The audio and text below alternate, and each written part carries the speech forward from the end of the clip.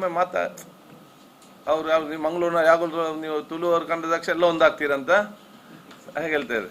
ಇದ್ದಾರೆ ನಾವು ನಿಮಗೆ ಬೇಕಾ ನೀವೆಲ್ಲರೂ ಕೂಡ ಸಡನ್ ಆಗಿ ನೀವು ಪಕ್ಷ ಬೇರೆ ಬೇರೆ ಇರ್ಬೋದು, ನೀವು ಕಡೆಗೆ ನೋಡುವಾಗ ನೀವು ತುಳುನಾಡಲ್ಲ ಒಂದಾಗಿ ಬಿಡ್ತೀರಿ ಅಂತ ಹೇಳಿದ ವಿಚಾರ ಕೂಡ ಇದೆ.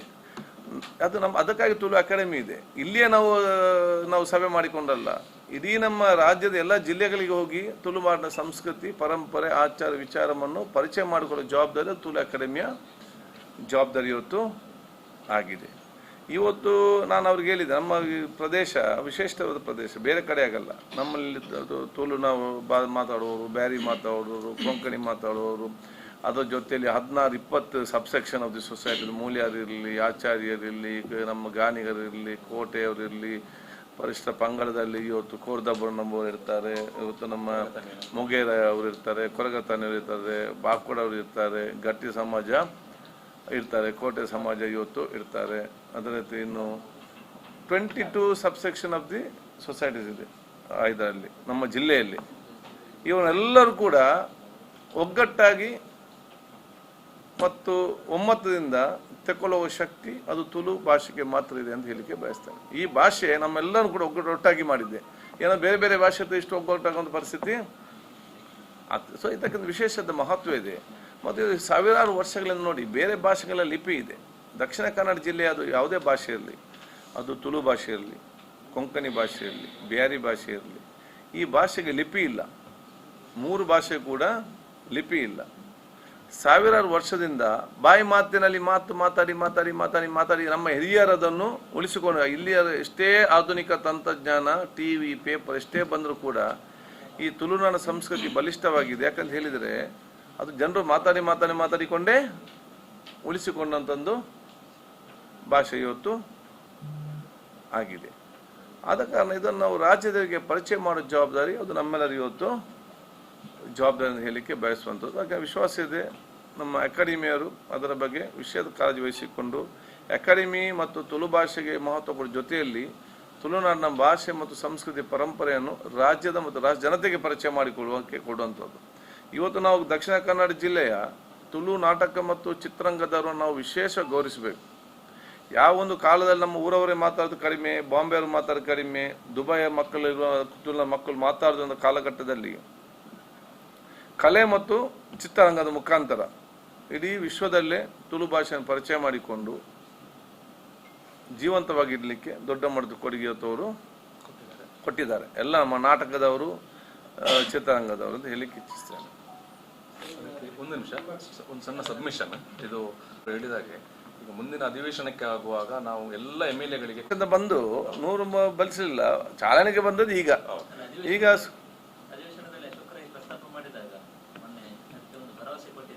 ಅಲ್ಲ, ಈಗಾಗಲೇ ನಾವು ಮುಂದಿನ ದಿನಗಳಲ್ಲಿ ಆಲ್ರೆಡಿ ಒಂದು ಮೀಟಿಂಗ್ ಕನ್ನಡ ಮತ್ತು ಸಂಸ್ಕೃತಿ ಸಚಿವರ ಜೊತೆ ಈಗ ಮೀಟಿಂಗ್ ಆಗಿದೆ.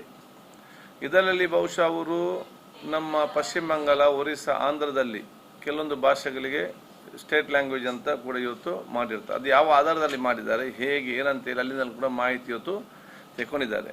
ಮುಂದಿನ ದಿನದಲ್ಲಿ ಮತ್ತೊಂದು ಸಭೆ ಕನ್ನಡ ಸಂಸ್ಕೃತಿ ಸಚಿವರ ಜೊತೆ, ನಮ್ಮ ಜಿಲ್ಲೆ ಶಾಸಕ ಮತ್ತು ತುಳು ಅಕಾಡೆಮಿಯ ಅಧ್ಯಕ್ಷರು ಮತ್ತು ನಮ್ಮ ಇನ್ನಿತರ ಹಿರಿಯ ಮುಖಂಡರ ಜೊತೆ ನಾವು ಕೂತ್ಕೊಂಡು ಚರ್ಚೆ ಮಾಡ್ತೇವೆ. ಯಾವುದು ಇಲ್ಲ ಬೆಂಗಳೂರಲ್ಲಿ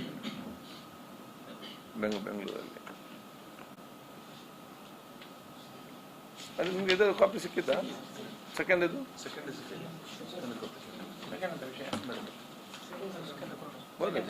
ಜಸ್ಟ್ ವಾಂಟ್ ಟು ಕ್ಲಾರಿಫಿಕೇಶನ್.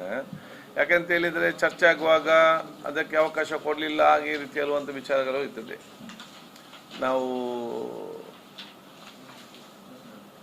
ಪ್ರತಿಪಕ್ಷ ಚರ್ಚೆ ಮಾಡಲಿಕ್ಕೆ ಕೇಳಿದಾಗ ಸ್ಪೀಕರ್ ಅವಕಾಶ ಕೊಡಲಿಲ್ಲ ಅಂತೇಳಿ ಕೆಲವು ವಿಚಾರಗಳು ಬಂತು. ಅದಕ್ಕೆ ನಾನು ಹೇಳಿದಿಷ್ಟೇ, ಸತ್ಯ ಹೇಳುವಾಗ ಕೆಲವರಿಗೆ ಅಸಮಾಧಾನ ಆಗೋದು ಸ್ವಾಭಾವಿಕ. ಇದ್ದಂಥ ಕಾನೂನನ್ನು ಹೇಳಿದಾಗ ಆಗೋದು ಸ್ವಾಭಾವಿಕ. ಆದರೆ ಸ್ವಲ್ಪ ಸಮಯದ ನಂತರ ಯಾರೆಲ್ಲ ಇವತ್ತು ನನ್ನನ್ನು ಕೆಲವೊಂದು ಕಡೆ ಇವತ್ತು ಅವಕಾಶ ಕೊಡಲಿಲ್ಲ ಅಂತೇಳಿ ಹೇಳಿದಾರ, ಅವರೆಲ್ಲವೂ ಕೂಡ ನಾನು ಮಾಡಿದ ಸರಿ ಅಂತ ಅರ್ಥವಾಗ್ತದೆ ಅಂತೇಳಿ ನನಗೆ ವಿಶ್ವಾಸ ಇದೆ. ಯಾಕಂತ ಹೇಳಿದರೆ ವಿಧಾನಸಭೆಯಲ್ಲಿ ಯಾವುದೇ ವಿಚಾರ ಕೂಡ ಚರ್ಚೆ ಆಗಬೇಕಾದ್ರೆ ಅಥವಾ ನಾನು ಕೊಡಬೇಕಾದ್ರೆ ಸೆಕ್ಷನ್ 60, 62, 63 ನಮ್ಮ ವಿಧಾನಸಭೆ ಕಲಾಪಗಳ ನಿಯಮಾವಳಿಗೆ ಪ್ರಕಾರವಾಗಿ ಬಹಳ ಸ್ಪಷ್ಟವಾಗಿದೆ. ಒಂದು, ಅದು ರೀಸೆಂಟ್ ಅಕರೆನ್ಸ್ ಆಗಿರಬೇಕು. ಎರಡನೇದು, ಸಾರ್ವಜನಿಕ ಮಹತ್ವದುಳ್ಳದಾಗಿರಬೇಕು. ಮೂರನೇದು, ಯಾವುದೇ ಜುಡಿಷಿಯಲ್ ಮತ್ತು ಕ್ವಾಸಿ ಜುಡಿಷಿಯಲ್ ಆಗಿ ತನಿಖೆ ಇರಬಾರ್ದು. ಯಾಕೆ? ಇಲ್ಲಿ ಚರ್ಚೆಗಳು ಅಲ್ಲಿ ಪ್ರಭಾವ ಬೀರುತ್ತದೆ ಅಂತ ಹೇಳಿಕೊಂಡು ವಾಲ್ಮೀಕಿ ಹಗರಣಕ್ಕೆ ಸಂಬಂಧಪಟ್ಟಾಗೆ ಪ್ರತಿಪಕ್ಷ ನಾಯಕರು ಮತ್ತು ಸದಸ್ಯರು ಕೇಳಿದಾಗ ಸ್ಪಷ್ಟವಾದ ಅಲ್ಲಿ ಅವಕಾಶ ಇಲ್ಲದಿದ್ದರೂ ಕೂಡ, ಯಾಕೆಂತ ಹೇಳಿದರೆ ಅದು ರೀಸೆಂಟ್ ಅಕರೆನ್ಸ್ ಹೌದು, ಸಾರ್ವಜನಿಕ ಮಹತ್ವ ಉಳ್ಳದು ಹೌದು. ಅದೇ ಅಲ್ಲಿ ಎನ್ಕ್ವೈರಿ ನಡೀತಿತ್ತು. ಯಾವುದು? SIT ಮತ್ತು ED ಅವ್ರದ್ದು. ಅದು ಕೂಡ ಬೇಡಿಕೆ ಇಟ್ಟಾಗ ಅದು ಸಾರ್ವಜನಿಕ ಮಹತ್ವ ಮತ್ತು ಅತಿ ಅಗತ್ಯ ವಿಚಾರ ಅಂತ ಹೇಳಿದಾಗ ನಾನು ಅದಕ್ಕೆ ಒಪ್ಪಿಗೆ ಕೊಟ್ಟಿದ್ದೇನೆ. 4 ದಿವಸ ಒಂದೇ ಬಗ್ಗೆ ವಿಚಾರ ಚರ್ಚೆ ಆಯಿತು. ಇದರಲ್ಲಿ 4 days ಕಂಟಿನ್ಯೂಸ್. ನಮ್ಗೆ ಇಲ್ಲಿ ಜನಸಾಮಾನ್ಯ ಬೇರೆ ಬೇರೆ ಸಬ್ಜೆಕ್ಟ್ ತಗೊಳ್ಬೇಕು, ಡಿಸ್ಕಸ್ ಆಗಬೇಕು. ಒಂದು ಕಡೆಯ ಒಂದು ದಿವಸ ಈ ಸಬ್ಜೆಕ್ಟ್ ತಂದಾಗ ಪ್ರತಿಪಕ್ಷ ಆಡಳಿತ ಪಕ್ಷ ಮಧ್ಯೆ ತುಂಬ ಚರ್ಚೆ ಆಯಿತು. ಪ್ರತಿಪಕ್ಷದವ್ರು ಯಾಕೆ ಕೊಡಬೇಕಂತ ಕೇಳ್ತಾರೆ. ಆಡಳಿತ ಪಕ್ಷದವರು ಲಾ ಮಿನಿಸ್ಟ್ರು ಕಾನೂನು ಪ್ರಕಾರ ಯಾವುದು ಕೊಡಲಿಕ್ಕೆ ಆಗುವುದಿಲ್ಲ ಅಂತೇಳಿ ಬಹಳ ಸ್ಪಷ್ಟವಾಗಿ ಇವತ್ತು ಹೇಳಿರ್ತಾರೆ. ಅದನ್ನು ಕೇಳಿ ಎರಡೂ ವಾದ ವಿವಾದ ಚರ್ಚೆಗಳನ್ನು ಕೇಳಿಕೊಂಡೇ ಸ್ಪೀಕರ್ ನಾನು ರೂಲಿಂಗ್ ಕೊಟ್ಟದ್ದು. ನಾವು ರೂಲಿಂಗ್ ಕೊಡಲಿಕ್ಕೆ ಒಂದು, ಇದು 10-12 ವರ್ಷದಿಂದ ಬಂದಂಥ ವಿಚಾರಗಳು, starting from there 10 to 12 years ಇಂದ ಇದಾದಂಥ ವಿಚಾರ. ಅವ್ರದೇ ಸರ್ಕಾರದ ಕೊಟ್ಟಂತ ಏನು ಮಂಜೂರಿ ಮಾಡಿದಂಥ ವಿಚಾರಗಳು, ಯಾರು ಪ್ರತಿಪಕ್ಷ ಯಾರು ಮಾಡ್ತಾರಲ್ಲ ಅವರೇ ಮಾಡಿದ್ರು ಅಂತ. ಎರಡನೇದಾಗಿ ಇದರಲ್ಲಿ ಇಲ್ಲಿ ಜುಡಿಷಿಯಲ್ ಎನ್ಕ್ವೈರಿ ನಡೀತಾ ಇದೆ ನಿವೃತ್ತ ನ್ಯಾಯಾಧೀಶ ಮುಖಾಂತರ. ಸೊ ಬೇಡಿಕೆಗಳು ಜಾಸ್ತಿ ಅಥವಾ ಒಂದು ಪ್ರತಿಪಕ್ಷದವರು ಅದು ಕೊಡಲೇಬೇಕಾದ ಒತ್ತಾಯ ಮತ್ತು ಮನೆ ಜಾಸ್ತಿ ಬಂದರೂ ಕೂಡ ವಿಧಾನಸಭೆಯ ನಿಯಮಾವಳಿಗೆ ಕೆಟ್ಟ ಸಂಪ್ರದಾಯವನ್ನು ಪ್ರಾರಂಭ ಮಾಡಲಿಕ್ಕೆ ನಾನು ತಯಾರಿಲ್ಲ. I don't get a bad president. ಯಾಕಂತ ಹೇಳಿದರೆ ಭವಿಷ್ಯ ದಿನಗಳಲ್ಲಿ ನಾನು ನಿಯಮಾವಳಿಯ ಅಲ್ಲಿ ಪ್ರಾರಂಭ ಮಾಡೋದಕ್ಕೆ ಒಂದು ಕೆಟ್ಟ ಸಂಪ್ರದಾಯ ಪ್ರಾರಂಭ ಮಾಡಲಿಕ್ಕೆ ನನ್ನ ಮೇಲೆ ಯಾರು ಕೈ ತೋರಿಸಬಾರ್ದು. ನಾನೀಗ 10-12 ವರ್ಷಗಳ ಹಿಂದಿನ ಕತೆಗೆ ಇವತ್ತು ನಾನು ಇಲ್ಲಿ ಒಪ್ಪಿಗೆ ಕೊಟ್ಟರೆ ಭವಿಷ್ಯದ ನಾನು ಸ್ಪೀಕರ್ ಇರ್ಬೋದಾ ಇಲ್ಲದೇ ಇರ್ಬೋದಾ ಮುಂದಿನ ಹಲವಾರು ವರ್ಷಗಳ ನಂತರ ನಾವು ಇರ್ಬೋದು, ಬೇರೆಯವ್ರು ಬರ್ಬೋದು, ಹೊಸ ಜನಾಂಗ ಭವಿಷ್ಯ ಜನಾಂಗ ಬರ್ತದೆ. ಆವಾಗ ಇನ್ನು 20 ವರ್ಷ 30 ವರ್ಷಗಳಿಂದ ಕೇಸನ್ನು ತಗೊಂಡು ಬಂದು ನಮ್ಗೆ ಇಲ್ಲಿ ಚರ್ಚೆ ಮಾಡ್ಲಿಕ್ಕೆ ಅವಶ್ಯ ಕೊಡಿ ಅಂತ ಕೇಳಿದರೆ ಅವರು ಕೊಡುದಿಲ್ಲ ಅಂತೇಳಿ ಹಾಗೇನು ಹೇಳ್ತಾರೆ, ಅವತ್ತು ಸ್ಪೀಕರ್ ಇದ್ದಾಗ 12 ವರ್ಷ ಹಿಂದೆ ಅದಕ್ಕೆ ಕೊಟ್ಟಿದ್ದಾರೆ ಅಂತೇಳಿ ಕೆಟ್ಟ ಸಂಪ್ರದಾಯ ಪ್ರಾರಂಭ ಮಾಡಲಿಕ್ಕೆ ನನಗೆ ಅವಕಾಶ ಆಗೋದಿಲ್ಲ. ಅದರಿಂದ ಮಾತ್ರ ನಾನು ಅವತ್ತು ಅವಕಾಶ ಇವತ್ತು ಕೊಡಲಿಲ್ಲ. ನಾನು ಬಹಳ ಸ್ಪಷ್ಟವಾಗಿ ಹೇಳಿದೆ, ನಿಮ್ಗೆ ಏನೆಲ್ಲ ಹೇಳಬೇಕು ಅದನ್ನೆಲ್ಲ ಕೊಡಿ, ಜುಡಿಷಿಯಲ್ ಕಮಿಷನ್ ಮುಂದೆ ಹೋಗಿ ಹೇಳಿ, ಅಥವಾ ನನಗೆ ಕೊಡಿ, ನಾನು ಅಲ್ಲಿ ನಿಮ್ಮ ಮುಖಾಂತರ ಅಲ್ಲಿಗೆ ಮುಟ್ಟಿಸ್ತೇನೆ ವಿಚಾರ ನಾನು ಹೇಳಿದ್ದೇನೆ. ಅದಕ್ಕೆ ನಂದು ಸ್ಪಷ್ಟತೆ ಒಂದು ಕ್ಲಿಯರ್ ಆಗಿ ಏನು ನಮ್ಮ ಜವಾಬ್ದಾರಿ ಕೂಡ ಏನಂತೇಳಿ ಒಂದು ನಮ್ಮ ಕಚೇರಿಗೊಂದು ಮಾಹಿತಿಗಾಗಿ ಕೊಡೋದು ವಿಚಾರ. ಯಾಕಂದರೆ ಮಾಹಿತಿ ಕೆಲವು ಪಾಪ ಗೊತ್ತಿರೋದಿಲ್ಲ, ಯಾಕೆ ಕೊಡಬಾರ್ದು ಏನು ಕೊಡಬಾರ್ದು, ಕೆಲವು ಅವ್ರಿಗೆ ಯಾವುದಾದ್ರು ಮಾಹಿತಿ ಇರೋದಿಲ್ಲ. ಅದು ಇಲ್ಲಿ ಒಂದು ಕೆಟ್ಟ ಸಂಪ್ರದಾಯನ ಪ್ರಾರಂಭ ಮಾಡಲಿಕ್ಕೆ ನಾನು ಕಾರಣಭೂತನಾಗುವುದಿಲ್ಲ ಅಂತ ಹೇಳಲಿಕ್ಕೆ ನಾನು ಇವತ್ತು ಬಯಸುವಂಥದ್ದು. ಬಂದಿದೆಯಾ ಡೆವಲಪ್ಮೆಂಟ್ ಸಂಬಂಧಪಟ್ಟಿಗೆ ಅದು ಇವತ್ತು ಬೇಡ, ಯಾವುದು ಬೇಡ, ನೆಕ್ಸ್ಟ್ ವಿಲ್ ಟೈಮ್. ಇಲ್ಲೇ ಅಭಿವೃದ್ಧಿ ಸ್ವಲ್ಪ ಕುಂಠಿತ ಆಗ್ತಾ ಇದೆ, ಹೆಚ್ಚಿನ ಆಗ್ತಾ ಇಲ್ಲ, ಜಿಲ್ಲಾಧಿಕಾರಿ ಕಚೇರಿಯಲ್ಲಿ ಸಭೆಗಳು ಆಗ್ತಾ ಇಲ್ಲ, ಫೈಲ್ಗಳು ಮೂವ್ ಆಗ್ತಾ ಇಲ್ಲ, ಆರ್ಬಿಟ್ರೇಷನ್ ಆಗ್ತಾ ಇಲ್ಲ. ಅಭಿವೃದ್ಧಿಗೆ ಯಾವುದೇ ಕೊರತೆ ಆಗಲಿಲ್ಲ. ಎಲ್ಲ ಅಭಿವೃದ್ಧಿ ಕೂಡ ಇವತ್ತು ಇಂದಿನಿಂದಲೂ ಫಾಸ್ಟ್ ಆಗ್ತದೆ ಇವತ್ತಿದೆ. ಬಸ್ ನನಗೆ ಆರ್ಬಿಟ್ರೇಷನ್ ಈ ಕೇಸ್ ಅದೇ ನನಗೆ ಮಾಹಿತಿ ಎಷ್ಟು ಇತ್ತು ಏನಿಲ್ಲ ಅಂತ ಅದು ಕೇಳಿದಾಗ ಮಾತ್ರ ಗೊತ್ತಾಗ್ತದೆ. ಇವತ್ತು ನೀವೊಂದು ರೈಟಿಂಗಲ್ಲಿ ಕೇಳಿದರೆ ಮುಂಚೆ ಎಷ್ಟಿತ್ತು ಈಗ ಎಷ್ಟು ಕ್ಲಿಯರ್ ಆಗಿದೆ, ಎಷ್ಟು percentage of the files are cleared, ಅದು ಸ್ಪಷ್ಟದ ಮಾಹಿತಿ ನಿಮಗೆ ಸಿಗ್ತದೆ. ಕೋರ್ಟ್ ಆಗ್ತಾ ಇಲ್ಲ. ಯಾವುದು ECD ಕೋರ್ಟ್ ಹೌದಾ? ಮಳೆ ನೆರೆ ಎಲ್ಲ ಉಂಟಲ್ಲ ಹಾಗೆ ಅದು ಅದೀಗ ಮಾತ್ರ ನಿರ್ಲಕ್ಷ್ಯ. ಲಕ್ಷ ಅಂತೆಲ್ಲ ಯಾವುದು ನಾನು ಇವತ್ತು ಮೀಟಿಂಗ್ ಇರ್ಬೇಕಲ್ಲ. ನಾನೀಗ ಸ್ಪೀಕರ್ ಆಗಿ ನಾನು ಮಾತಾಡಿದ ಬಗ್ಗೆ ನಾನು ಹೋಗುದಿಲ್ಲ ಇದರಲ್ಲಿ. ನೀವು ಅದಲ್ಲ ಬರಲಿಲ್ಲ ಅಂತೆಲ್ಲ ಹಲವಾರು ಸಲ ಬಂದಿದ್ದಾರೆ. ಮತ್ತು ನಿಮಗೆ ಅದರಲ್ಲಿ ಸ್ಪಷ್ಟ ಮಾಹಿತಿ ಬೇಕು. ನಾನೀಗ ಹೇಳಿದಾಗೆ ಇಂದಿನ ಉಸ್ತುವಾರಿ ಸಚಿವರುಗಳು ಎಷ್ಟು ಸಲ ಬಂದು ಮೀಟಿಂಗ್ ಆಗಿದೆ, ಈಗಿನ ಉಸ್ತುವಾರಿ ಸಚಿವರು ಎಷ್ಟು ಸಲ ಮೀಟಿಂಗ್ ಆಗಿದೆ, ಅದಕ್ಕೆ ಹಿಂದಿನದು ಎಷ್ಟು ಅಂದರೆ ನಿಮಗೆ ಮಾಹಿತಿ ಸಿಗ್ತದೆ ಇದರಲ್ಲಿ ಅಲ್ವಾ?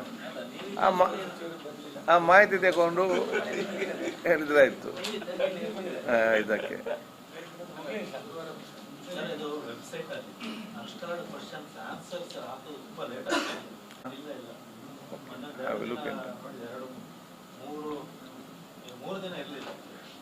ರೆಕ್ಟಿಫೈ. ಈಗ ಅದು ಡಿಜಿಟಲೈಸೇಷನ್ ಮಾಡುವಂಥ ಪ್ಲ್ಯಾನ್ ಇದೆ ನಮಗೆ ಸಂಪೂರ್ಣವಾಗಿ ಅಸೆಂಬ್ಲಿಯನ್ನು. ಅದು ಯಾಕೆಂತ ಹೇಳಿದರೆ ಯಾವ ರೀತಿ ಮಾಡಬೇಕು ನಾವು ಚಿಂತನೆಯಲ್ಲಿದ್ದೇವೆ. ನಾವು ಬರೀ ಹೆಸರಿಗೆ ಮಾತ್ರ ಮಾಡಿಕೊಂಡು ನಾಳೆ ಪ್ರಯೋಜನ ಇಲ್ಲದ ಪರಿಸ್ಥಿತಿ ಆಗಬಾರ್ದು. ನಾವು ಕೆಲವೊಂದು ಕಡೆ ಹೋದಾಗ ಕಂಪ್ಯೂಟರ್ಸ್ ಎಲ್ಲ ಫಿಟ್ ಆಗಿದೆ, ಸಮರ್ಪಕವಾಗಿ ಯೂಸ್ ಆಗ್ತಾ ಇಲ್ಲ.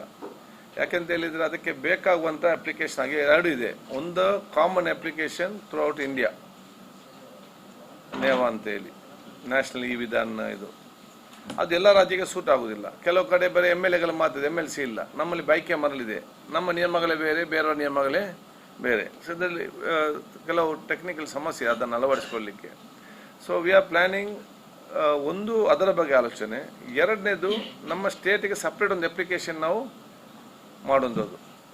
ಅದರಲ್ಲಿ ಬೈ ಕ್ಯಾಮರಲ್ ಎಲ್ಲ ನಿಯಮಾವಳಿಗಳು ಮತ್ತು ಅದರ ಕಂಪ್ಲೀಟ್ ಡೇಟಾ ನಮಗೆ ಬಿಟ್ಟು ಬೇರೆ ಯಾರಿಗೂ ಕೂಡ ಅದು ಸಿಕ್ಕಲಿಕ್ಕೆ ಹೋಗುವುದಿಲ್ಲ.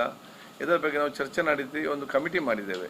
ಆಲ್ IIT ಅಂತ ಇವರನ್ನೆಲ್ಲ ಸೇರಿಸಿಕೊಂಡು ಉನ್ನತ ಮಟ್ಟದ ಇದಕ್ಕೆ ಒಳಗೊಂಡ ತಜ್ಞರನ್ನು ಒಂದು ಕಮಿಟಿ ಮಾಡಿ ಅವ್ರ ರಿಪೋರ್ಟನ್ನು ನಾವು ತಗೊಳ್ತಾ ಇದ್ದೇವೆ. ಅಲ್ಲ, ಕಮಿಟಿ ಮಾಡಿ ಆದೇಶ ಮಾಡಿದೆ. They will give.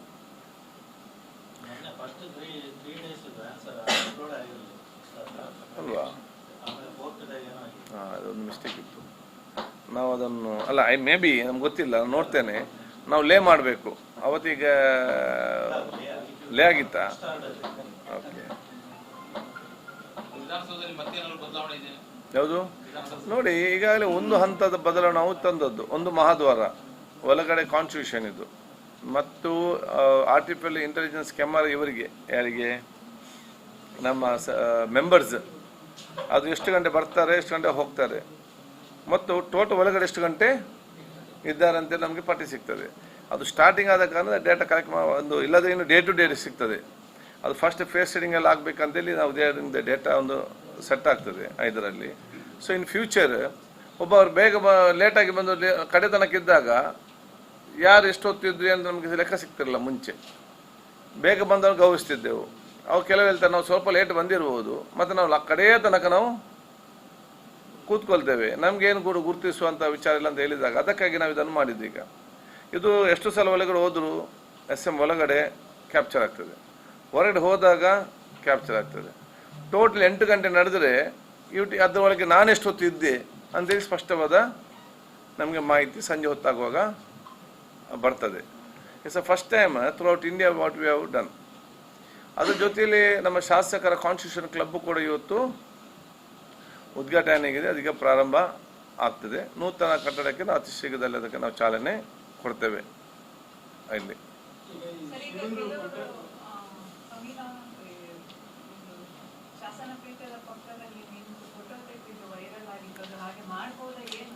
ನೋಡಿ, ಅದು ಸೆಷನ್ ಟೈಮ್ನಲ್ಲಿ ಮತ್ತು ಸೆಷನ್ ನಡೆಯುವಂಥ ಸಂದರ್ಭ ತೆಗೆದಂಥ ಫೋಟೋ ಅಲ್ಲ.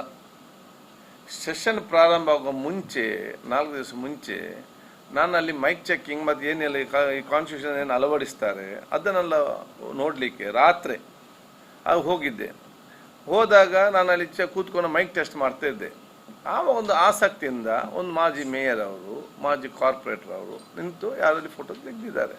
ಸಾಧಾರಣವಾಗಿ ಯಾವುದೇ ಬಂದರು ಡೆಲಿಗೇಷನ್ ಅದರಿಂದ ಅಸೆಂಬ್ಲಿ ಟೈಮ್ ಯಾರೇ ಬಂದರೂ ಕೂಡ ಅಲ್ಲಿ ಹೋಗಿ ನಿಂತು ಫೋಟೋ ತೆಕ್ಕೊಳ್ಳೋದೆಲ್ಲ ಇದೆ. ಈಗಲೂ ಕೂಡ ಅದನ್ನು ಡೆಲಿಗೇಷನ್ಸ್ ಬಂದಾಗ ಕೂಡ ನಾವು ತಗೊಂಡಿದ್ದೀವಿ. ನನ್ನ ಊರ ಬಂದಾಗಲೂ ಕೂಡ ತಗೊಂಡದ್ದು ಇದೆ. ಅದು ಆ ಕಾರಣ ಕೆಲವುದು ಒಂದದು ಅನಗತ್ಯವಾಗಿ ಏನಾದೊಂದು ಆಗಬೇಕಂತ ಹೇಳಿಕೊಂಡು ಹಾಕಿ ಜನ ಮಿಸ್ಗೈಡ್ ಮಾಡಲಿಕ್ಕೆ ಪ್ರಯತ್ನ. ಸ್ಪಷ್ಟತೆ ಏನಂತ ಹೇಳಿದರೆ ಸೆಷನ್ ಟೈಮ್ ಅಲ್ಲ, ಸೆಷನ್ ಅಧಿವೇಶನ ಸಂದರ್ಭ ಅಲ್ಲ, ಅದು ರಾತ್ರಿ 10 o'clock ಅನ್ಅಫಿಷಿಯಲಿಗೆ ನೋಡ್ಲಿಕ್ಕೆ ಹೋದಾಗ ತೆಕ್ಕೊಂಡಂದು ವಿಚಾರ. ಅದಕ್ಕೆ ತೆಗಿಬಾರ್ದಂತ ಏನು ಕೂಡ ಇವತ್ತು ಇಲ್ಲ. ಎಲ್ಲರೂ ಕೂಡ ಯಾವ ಡೆಲಿಗೇಷನ್ ಬಂದಾಗ ಅಲ್ಲಿ ನಿಂತು ತೆಗೊಳ್ಳುವಂಥದ್ದು. ನಮ್ಮ ಊರವ್ರ ಸ್ಟೂಡೆಂಟ್ಸ್ ಬಂದಾಗಲೂ ಕೂಡ ಅಲ್ಲಿ ಒಂದು ಅವರಿಗೆ ನಾವು ಹಲವಾರು ತೆಕ್ಕೊಂಡಂಥ ಉದಾಹರಣೆಗಳಿದೆ.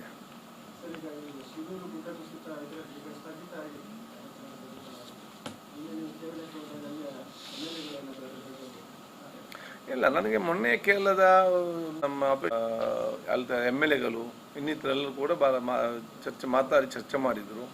MP ಅವರು, KC ವೇಣುಗೋಪಾಲ್ ಅವರು, ಇವರೆಲ್ಲರೂ ಕೂಡ ನಮಗೆ ಇದರ ಬಗ್ಗೆ ಆಗಿಂದಾಗೆ ಮಾತಾಡಿ ಮಾಹಿತಿ ಕೇಳಿದರು. ನಾವು ಕೂಡ ಇವತ್ತು ನೋಡಿ ಸರ್ಕಾರ ಅಲ್ಲಿ ಇವತ್ತು ಇದು ಇಷ್ಟು ದೊಡ್ಡ ಅನಾಹುತ ಸಡನ್ ಆಗಿದೆ. ಎಲ್ಲರಿಗೂ ಅದ್ರ ಬಗ್ಗೆ ಬೇಸರ ಇದೆ. ಎಲ್ಲ ರೀತಿಯ ಪ್ರಯತ್ನಗಳು ಕೂಡ ಇದಿತ್ತು. ಯಾವುದು ದೇವಡನ್ ದ ಲೆವೆಲ್ ಬೆಸ್ಟ್ ಇದಕ್ಕೆ. ಅದೆಲ್ಲ ರ್ಯಾಡರ್ ಮುಖಾಂತರ ಕೂಡ ಸರ್ಚ್ ಮಾಡುವಂಥ ಒಂದು ಯೋಜನೆಯಲ್ಲಿ ಕೂಡ ಇವತ್ತು ಇದ್ದಾರೆ. ಸೊ ನಮಗೆಲ್ಲರೂ ಕೂಡ ಆದಷ್ಟು ಬೇಗನೆ, ಯಾಕಂದರೆ ಆ ಕುಟುಂಬದ ನೋವು ನಮಗೆ ಅರ್ಥ ಆಗ್ತದೆ. ಒಂದು ಆದಂಥ ಘಟನೆ ನೋವು, ಎರಡನೇದು ಬಹುಶಃ ಇವತ್ತು ಕೆಲವೊಂದು ಬಾಡಿ ಸಿಕ್ಕದಿರೋದೇ ಅದು ಎರಡನೇ ನೋವು. ಆ ಕುಟುಂಬದವರಿಗೆ ಮಾತ್ರ ಅದು ನೋವು ಗೊತ್ತಾಗ್ಬೋದು ಇದರಲ್ಲಿ. ಸೊ ಆದಷ್ಟು ಬೇಗನೆ ಒಂದು ಬಾಡಿ ಸಿಕ್ಕಲಿ ಅಂತ ಗೌರವಪೂರ್ವಕ ಅಂತ್ಯಕ್ರಿಯೆ ಆಗಲಿ ಅಂತ ನಮ್ಮೆಲ್ಲರ ಆಲೋಚನೆ ಮತ್ತು ಪ್ರಾರ್ಥನೆ. ಬೆಳಗಾವಿ ಸೆಷನ್ಗೆ ಸಂಬಂಧಿಸಿದೆ. ಈಗ last year Belagavi hotel industry ನಿಮಗೆ ಒಂದು ಮೆಮೊರಾಂಡಮ್ ಕೊಟ್ಟಿದ್ದು ನಿಮ್ಮ ಹತ್ರ ಡಿಸ್ಕಷನ್ ಆಗಿದೆ. ಯಾಕಂದರೆ ಬೆಳಗಾವಿಯಲ್ಲಿ ಒಂದು ಫಿಕ್ಸೆಡ್ ಟೆನ್ಯೂರ್ ಇರಬೇಕು. ಒಂದು ಡಿಮಾಂಡ್ ಇದ್ದದ್ದು ಅವರು fixed tenure. For example December 1st ಇಂದ 15 ದಿನ ಮಾಡ್ತೀರಾ, 10 ದಿನ ಮಾಡ್ತೀರಾ, ಹಾಗೆ ಒಂದು ಫಿಕ್ಸೆಡ್ ಟೆನ್ಯೂರ್. ಆಮೇಲೆ ಇಲ್ಲದ್ರೆ ಅಲ್ಲಿ ಎಲ್ಲ ಹೋಟೆಲ್ ರೂಮ್ಸ್ ಎಲ್ಲ ಎಕ್ವೈರ್ ಮಾಡ್ತಾರೆ government. Instead of acquiring all 100% rooms, ನಮ್ಮ 25% 10% ಅವ್ರಿಗೆ ಬಿಟ್ಟು ಬಿಡಬೇಕು ಅಂತ ಹೇಳಿ. ಯಾಕಂದ್ರೆ ಅವರು ಹೇಳ್ತಿರೋದು ನಿಮಗೆ ಅವರ ಬಿಸ್ನೆಸ್ ಹಿಟ್ ಆಗ್ತದೆ. ಯಾಕಂದ್ರೆ ಪೀಕ್ ಟೈಮ್ ಅದು ಎಲ್ಲ ಮ್ಯಾರೇಜ್ ಮತ್ತೆ ಉಳಿದು ಬಿಸ್ನೆಸ್ ತುಂಬಾ ಹಿಟ್ ಆಗ್ತಾ ಉಂಟು. ಯಾಕಂದ್ರೆ ಅಲ್ಲಿ ಹೌದು ಕರೆಕ್ಟ್ ಟೈಮ್ ಇಲ್ಲ. ಯಾಕಂದ್ರೆ ಕೆಲವೊಮ್ಮೆ ನವೆಂಬರ್ ಆಗ್ತದೆ, ಕೆಲವೊಮ್ಮೆ ಡಿಸೆಂಬರ್ ಹೀಗೆ ಇದರಲ್ಲಿ ಅಲ್ಲಿ ಅವ್ರು ಡಿಸೈಡ್ ಮಾಡ್ಲಿಕ್ಕೆ ಕಷ್ಟ ಆಗ್ತದೆ. ಬಿಸ್ನೆಸ್ ತುಂಬಾ ಹಿಟ್ ಆಗ್ತದೆ. ಅದರ ಬಗ್ಗೆ ಏನಾದ್ರು ಆಲೋಚನೆ ಇಲ್ಲ. ಈಗ ಈ ಬಗ್ಗೆ ನಾವು ಜಿಲ್ಲಾಧಿಕಾರಿ ಹೇಳಿದ್ದೇವೆ, ಇಷ್ಟು ಪರ್ಸೆಂಟ್ ರೂಮ್ಸ್ ಅವರಿಗಂತ ಬಿಟ್ಟು ಬಿಡ್ತೇವೆ. ಒಂದು ಕೆಲವೊಂದು ನಾನು ಹೇಳಿದೆ, ಕೆಲವು ವಿಚಾರ ಸಮಸ್ಯೆ ಇರ್ಬೋದು. ಆದರೆ ಎಲ್ಲ ಹೋಟೆಲ್ಗಳಿಗೆ ಇವತ್ತು ಹೆಚ್ಚಿನ ಬಿಸ್ನೆಸ್ ಆಗಿ ಭಾಳಷ್ಟು ಇವತ್ತು 5 ಸ್ಟಾರ್ ಹೋಟೆಲ್ ಬೆಲ್ಗಾಮಲ್ಲಿ ಬರಲಿಕ್ಕೆ ಅದು ವಿಧಾನಸೌಧ ಮತ್ತು ಅಧಿವೇಶನ ಕಾರಣ ಅಂತ ಹೇಳಲಿಕ್ಕೆ ನಾನು ಇವತ್ತು ಬಯಸ್ತೇನೆ.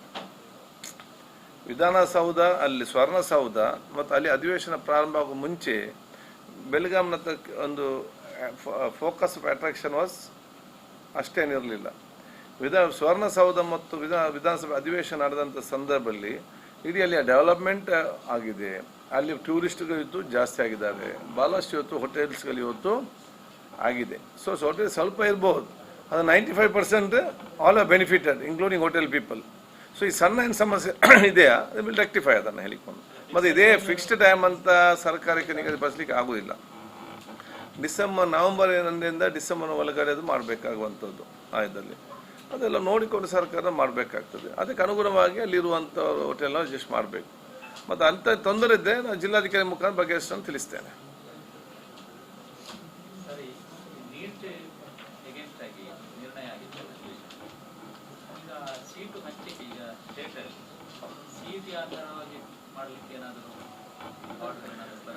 ಅಲ್ಲ, ಅದೀಗ ನೋಡಿ, ಇಡೀ ದೇಶದಲ್ಲಿ ನೀಟ್ ಸ್ಟಾರ್ಟ್ ಇನ್ ಕರ್ನಾಟಕ, ಹೌದಾ? CET ಅಂದರೆ CET ಫಸ್ಟ್ ಇಲ್ಲಿ ಆಯಿತು. ಮತ್ತೆ ಅದು ಆಲ್ ಇಂಡಿಯಾದಲ್ಲಿ ನೀಟ್ ಅಂತ ಮಾಡಿದ್ದಾರೆ ಇದಕ್ಕೆ. ಸೊ ಮತ್ತೆ ಈ ಕೆಲವೊಂದು ಸಮಸ್ಯೆಗಳು ನೋಡಿ, ಆ ಒಂದು ಸ್ಟ್ರಿಕ್ಟಾಗಿ ಅವತ್ತು ಅದನ್ನು ಮಾನಿಟರ್ ಮಾಡೋ ಕಾರಣ ಎಷ್ಟು ಲಕ್ಷಾಂತರ ಮಕ್ಕಳಿಗೆ ಸಮಸ್ಯೆ, ಎಷ್ಟು ಕುಟುಂಬದಿತ್ತು ಟೆನ್ಷನ್ನಲ್ಲಿದ್ದಾರೆ, ಕೌನ್ಸಿಲಿಂಗ್ ಇವತ್ತು ಅದಂಥ ಪರಿಸ್ಥಿತಿ ಇದೆ. ಅದಕ್ಕಾಗಿ ಇವತ್ತು ಸರ್ಕಾರ ಇವತ್ತು ಒಂದು ತೀರ್ಮಾನ ಕೈಗೊಂಡಿದೆ, ಅದಕ್ಕೆ ನಿರ್ಣಯ ಮಾಡಿ ಕಳಿಸಿದ್ದಾರೆ. ಇನ್ನು ಸೆಂಟ್ರಲ್ ಏನಾಗಬೇಕಂತ ನೋಡಬೇಕು.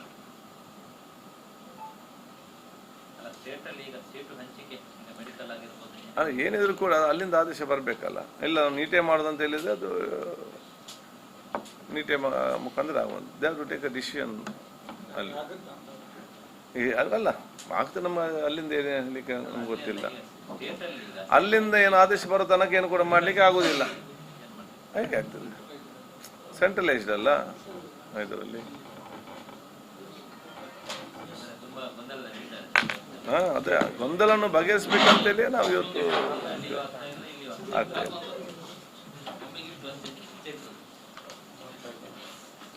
So thank you. ಕಡಲ್ ಕೊರತೆ ಒಂದು ಇನ್ಸ್ಪೆಕ್ಷನ್ ಹೋಗ್ತೀವಿ. ಕಡಲ್ ಕೊರತ ನಮ್ಮ DC ಸೆಕ್ರೆಟರಿ, PW ಸೆಕ್ರೆಟರಿ. ಹೌದು, ಯಾಕೆ ತುಂಬ ಡ್ಯಾಮೇಜ್ ಆಗಿದೆ. ಒಂದು ಇಲ್ಲಿ ಆ ಡ್ಯಾಮೇಜ್ ಆದನ್ನು ಖುದ್ದಾಗಿ ಸೆಕ್ರೆಟರಿ ಪರಿಶೀಲನೆ ಮಾಡಬೇಕು. ಮತ್ತು PWD, NHIA ಹಾಗೂ ನ್ಯಾಷನಲ್ ಹೈವೇ ಇವರ ಉನ್ನತ ಮಟ್ಟದ ಜಿಲ್ಲಾಧಿಕಾರಿಗಳಲ್ಲಿ ಎಲ್ಲ ಅದಕ್ಕೆ ಸಭೆ ಕರೆಸಿಕೊಂಡು ಅವರವರ ವ್ಯಾಪ್ತಿಯ ಕೆಲಸವನ್ನು ಅವರವ್ರು ಮಾಡಬೇಕು. ಇವತ್ತು ನಮಗೆ NHAಯಿಂದ ಹೈಯೆಸ್ಟ್ ಪ್ರಾಬ್ಲಮ್ ಮೂಡುಬಿದ್ದೆ ರಸ್ತೆ, ಅಲ್ಲಿ ಕೆತ್ತಿಕಲ್ಲ ಇವತ್ತು ಡ್ಯಾಮೇಜ್ ಆಗಿದೆ. ಅದು ಪ್ರಕೃತಿ, ಅದನ್ನೇನು ಮಾಡಲಿಕ್ಕೆ ಆಗೋದಿಲ್ಲ. ಅದೊಂದೇ ಅದಕ್ಕೆ ಡೆವಲಪ್ಮೆಂಟ್ ಕೆಲಸ ಮಾಡುವಾಗ ಅಲ್ಲಿ ಇವತ್ತು ಹೊಂಡ ಬಿದ್ದು ಅದನ್ನು ರೆಕ್ಟಿಫೈ ಮಾಡೋ ಪರಿಸ್ಥಿತಿ ಇಲ್ಲ.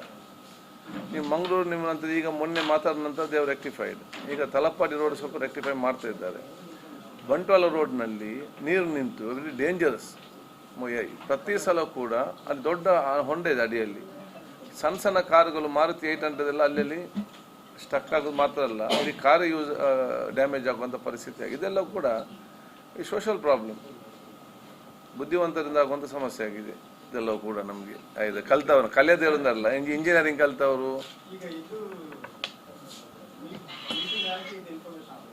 ನಾವು ಜಸ್ಟ್ ಅದರ ಬಗ್ಗೆ ಸ್ವಲ್ಪ ಕಾಲ್ಡ್ ಇದನ್ನು ಅವ್ರಿಗೆ ಇನ್ಸ್ಪೆಕ್ಷನ್ಗೆ ಶಿರಾಡಿ ಘಾಟಿ ಮತ್ತು ಇದನ್ನು ಇನ್ಸ್ಪೆಕ್ಷನ್ ಮಾಡಬೇಕು ಅಂತ ಶಿರಾಡಿ ಚಾರ್ಮಾಡಿ ಕೆತ್ತಿಕಲ್ ನೋಡಿ. ಯಾವುದೇ ಮಂಗಳೂರಿನ ಕಡೆ ಬಂದು ತೀರ್ಮಾನ ಅದು ಮಡಿಕೇರಿ ಇದು ರಸ್ತೆಗಳು ಮಡಿಕೇರಿ, ಹಾಸನ ಮತ್ತು ನಮ್ಮ ಚಿಕ್ಕಮಗಳೂರು, ಕೊಡಗು 4 ಜಿಲ್ಲೆ ವ್ಯಾಪ್ತಿಗಿದೆ. ಪರಸ್ಪರ ಕೋಆರ್ಡಿನೇಷನ್ ಇರಬೇಕು 4 ಜಿಲ್ಲೆ ಮಟ್ಟದಲ್ಲಿ ಕೂಡ. ಯಾವುದೇ ಒಂದು ರಸ್ತೆ ಕ್ಲೋಸ್ ಆಗುವುದಾದರೆ ಈ 3 ಜಿಲ್ಲೆಯವರು ಕೂಡ ಮಾಹಿತಿ ಬರಬೇಕು. ಮಂಗಳೂರಿಂದ ಬಂದಾಗುವುದಾದರೆ ಈ 3 ಅವರಿಗೆ ಮಾಹಿತಿ ಬೇಕು. ಅಲ್ಲಿಂದ ಬಂದಾಗ ನಮ್ಮವ್ರು ಕೂಡ ಮಾಹಿತಿ. ಒಂದು ಎರಡನೇದು, ಮಳೆಗಾಲದಲ್ಲಿ ಸ್ವಲ್ಪ ಜರಿತದೆ ಅಂತ ಹೇಳಿದೆ ನಾನು, ಅದು ಸ್ವಾಭಾವಿಕ. ಆ ಗುಡ್ಡಗಾಡು ಮತ್ತು ಇದೆಲ್ಲ ಅದು ಸ್ವಲ್ಪ ಜರದ ತಕ್ಷಣ ಇಡೀ ರಸ್ತೆಯನ್ನು ಬಂದ್ ಮಾಡೋದಲ್ಲ. ನಾನು ಹೇಳಿದೆ, ನಮ್ಮ ಸೈನಿಕರಿಗೆ ನಾವು ಟ್ರೈನ್ ಮಾಡ್ತೇವೆ. ಯಾಕೆ? ಯುದ್ಧ ಆಗುವ ಫೈಟ್ ಮಾಡ್ಬೇಕಂತೇಳಿ. ಇವರು ಕೂಡ ಟ್ರೈನ್ಡ್ ಈ ಕೆಲಸ ಆಗುವಂಥ ಕೆಲಸ ಮಾಡಬೇಕು. ಯುದ್ಧ ಬರುವಾಗ ಬಾಗಿಲಾಗಿ ಮನೇಲಿ ಕೂತ್ಕೊಂಡ್ರೆ ಆಗ್ಬೋದು. ಬಂದ್ ಮಾಡ್ಲಿಕ್ಕೆ ಯಾರು ಕೂಡ ಮಾಡ್ಬೋದು. ಬಂದ್ ಮಾಡೋದು ಸಮಸ್ಯೆಗೆ ಪರಿಹಾರ ಅಲ್ಲ. ಅಂತ ಅಗತ್ಯತೆ ಇದ್ದರೆ, ಡೇಂಜರ್ಸ್ ಇದ್ದರೆ 4 ಜಿಲ್ಲಾಧಿಕಾರಿಗಳು ಪೊಲೀಸ್ ಅಧಿಕಾರಿ ಚರ್ಚೆ ಮಾಡಿಕೊಂಡು then they have to close.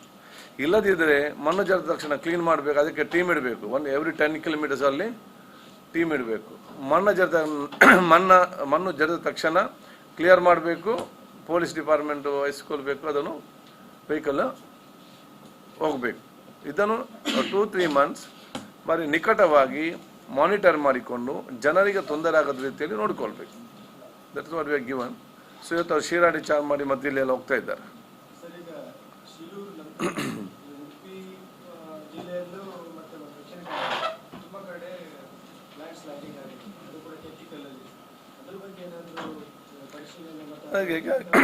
ಈಗ ಅದೇ ಈಗ ಕೆತ್ತಿಗಳಿಗೆ ಸಂಬಂಧಪಟ್ಟಾಗೆ ಹಿಂದೆ ಕೂಡ ಒಮ್ಮೆ ಕಂಪ್ಲೀಟ್ ಆಗಿ ಒಂದು ಬಿರುಕು ಬಿಟ್ಟು ಬಹಳ ಸಮಸ್ಯೆ ಆಗಿತ್ತು.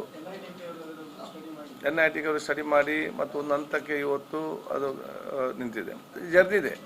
ಅದು ಮಂಗಳೂರಲ್ಲಿ ಅದು ಜರಿಯುವುದಿಲ್ಲ. ಗುಡ್ಡಗಾಡು ಎಲ್ಲಿದೆ ಅಲ್ಲಿ ಸ್ವಲ್ಪ ಜರಿತದೆ. ಅದು ಹೇಗೆ ಅದನ್ನು ನಾವು ಜರ್ದಾಗ ಅದನ್ನು ಬಗೆಹರಿಸುವುದು ಹೇಗೆ, ಮತ್ತು ಮುಂದಿನ ಏನದನ್ನು ತಡೆಗಟ್ಟಲಿಕ್ಕೆ ಪ್ರಯತ್ನ ಮಾಡ್ಬೋದು, ಅದಕ್ಕೆ ಇವತ್ತು ರಿಸರ್ಚ್ ಮಾಡಬೇಕಾಗ್ತದೆ, ಕ್ರಮ ಕೈಗೊಳ್ಳಬೇಕಾಗ್ತದೆ. ಅದಕ್ಕಾಗಿ ಕೂಡ ಲೀಕೋಡ್ ಇನ್ಸ್ಪೆಕ್ಷನ್ ಮಾಡ್ತಾರೆ, ಚಾರ್ಮಾಡಿ ಕೂಡ ಹೋಗ್ತಾರೆ, ಶಿರಾಡಿ ಕೂಡ ಇವತ್ತು ಹೋಗ್ತಾರೆ. ಅದರ ಮಧ್ಯೆ ಸಣ್ಣ ಪುಟ್ಟ ಜರದ ಭಾಗ ಅಂತ ನೋಡಿಕೊಂಡು ಇದು ಸೆಕ್ರೆಟರಿ ಅವರು ಉಮಾಶಂಕರ್ ಮತ್ತು DC ಅವರಿದ್ದಾರೆ, SP ಅವರು ಮತ್ತು NH ಅಧಿಕಾರಿಗಳು ಮತ್ತು ನಮ್ಮ PW ಅಧಿಕಾರಿಗಳೆಲ್ಲ ಕೂಡ. ಯಾವುದು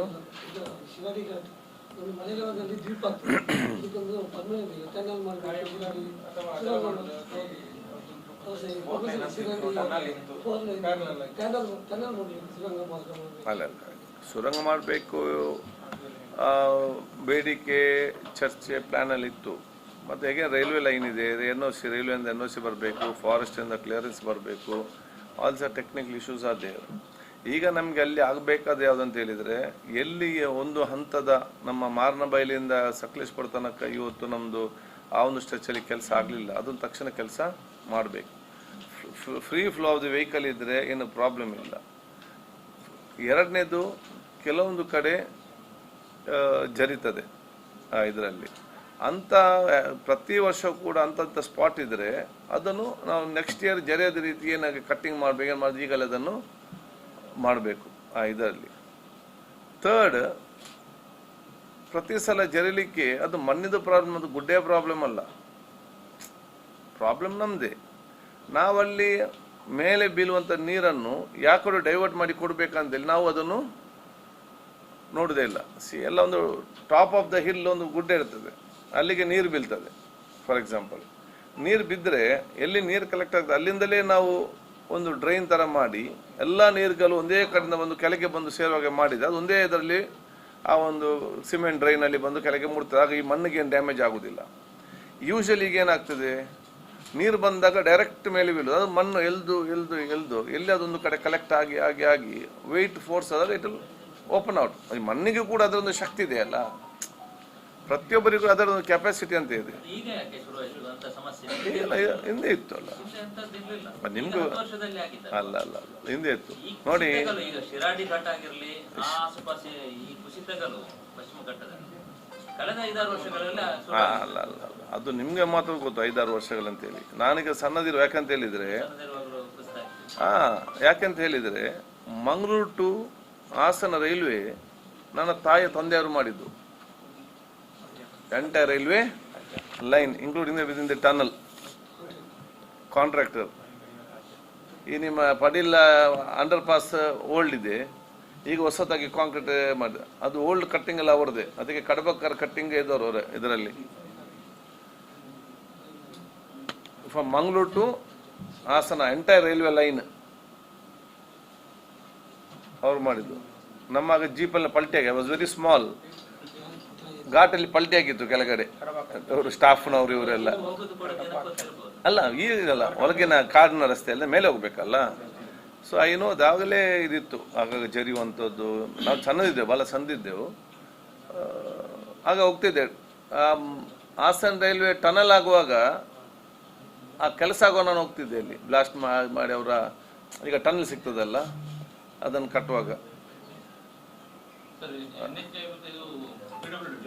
ಮೀಟಿಂಗ್ ಮಾಡ್ತಿದ್ದಾರೆ. ಬಟ್ ಈಗ ಅವರು ಸೆಕ್ರೆಟರಿ ಬಂದಾಗ ನಾವು ಹ್ಯಾವ್ ಟು ಸಿ ಎವ್ರಿಥಿಂಗ್ ಅಲ್ಲ, ತಗೊಂಡು ಅವ್ರು ರಿಪೋರ್ಟ್ ಕೊಟ್ಟಿದ್ದು ಮಾಡಬೇಕು. ಮತ್ತು ನಮಗೆ ಗ್ರ್ಯಾಂಟ್ ಕೊಡೋಕೆ ನಾನು ಹೇಳಿದ್ದೇನೆ, ನಮಗೆ ಬೇರೆ ಜಿಲ್ಲೆಯಾಗೆ ಅವ್ರಿಗೆ ಒಂದೇ ಟೈಪ್ ಗ್ರ್ಯಾಂಟ್ ಕೊಡೋದು, ನಮಗೆ ಜಿಲ್ಲೆಗೆ ಒಂದೇ ಟೈಪ್ ಗ್ರ್ಯಾಂಟ್ ಕೊಟ್ಟರೆ ಆಗೋದಿಲ್ಲ. ಯಾಕೆ ನಮ್ಮೊಂದು ರಸ್ತೆ ಮಾಡಬೇಕಾದ್ರೆ ಗುಡ್ಡ ಕಡಿತ ಟು ಕಟ್ ಡೌನು, ಮಣ್ಣು ಫಿಲ್ ಮಾಡಬೇಕು, ಎಲ್ಲಿ ನಾವು ಕಟ್ ಮಾಡಿದ್ರೆ ಅಲ್ಲಿ ನಾವು ಸೈಡ್ ಕಟ್ಟಿ ಕೊಡಬೇಕು. ಈಗೇನಾಗ್ತದೆ, ಗ್ರ್ಯಾಂಟ್ ಇಲ್ಲದ ಕಾರಣ ಕಟ್ ಮಾಡ್ತಾರೆ, ಎಲ್ಲಿ ಕೂಡ ಪ್ರೊಟೆಕ್ಷನ್ ಅದು ಸ್ವಲ್ಪ ಮಟ್ಟು ಮಾಡೋದಿಲ್ಲ, ನೆಕ್ಸ್ಟ್ ಮಳೆಗಳಿಗೆ ಜರಿದು ಬೀಳ್ತದೆ. ಯಾಕೆ ನೀವು ಬೇರೆ ನಾರ್ತ್ ಕರ್ನಾಟಕ ನೋಡಿದರೆ ಬರೀ ಸ್ಟ್ರೈಟ್ ರಸ್ತೆ ಅಲ್ಲದೆ, ಮತ್ತು ಆ ಕಡೆ ಬೇಕಾದಷ್ಟು ಪ್ಯಾಡಿ ಫೀಲ್ಡ್ಸ್ ಮತ್ತು ಜಾಗ ಇದೆ, ಅಲ್ಲಿ ಎಲ್ಲಿಯೂ ಕೂಡ ಅವರು ಸೈಡ್ ಕಟ್ಟಬೇಕಂತಿಲ್ಲ. ಅದನ್ನೇ ನೋಡಿಕೊಂಡು ಇವರು ಇಲ್ಲಿಗೆ ಗ್ರ್ಯಾಂಟ್ ಬಿಡುಗಡೆ ಮಾಡಿದರೆ ಅದಾಗ ಸೊ SHDP ಇರಲಿ ಬೇರೆ ಗ್ರ್ಯಾಂಟ್ ಇರಲಿ, ಈ ರಸ್ತೆ ಜೊತೆಯಲ್ಲಿ ಪ್ರೊಟೆಕ್ಷನ್ ವಾಲಿಗೆ ಅಂತೇಳಿ ಅವರು ಕೆಲಸ ಮಾಡುವಾಗಲದಕ್ಕೆ ದುಡ್ಡು ಬಿಡುಗಡೆ ಮಾಡಬೇಕು. ಆಗೇನಾಗ್ತದೆ, ಒಂದು ಪ್ರೊಟೆಕ್ಷನ್ ಇರ್ತದೆ. ಒಮ್ಮೆ ರಸ್ತೆ ಮಾಡಿ ಹೋದ ನಂತರ ಅದನ್ನು ಕಟ್ಟಲಿಕ್ಕೆ ಬರುವುದು ಕೂಡ ಇಲ್ಲ, ಅದು ಜರ್ದಾಗಲೇ ಮತ್ತೆ ಬರುವುದು.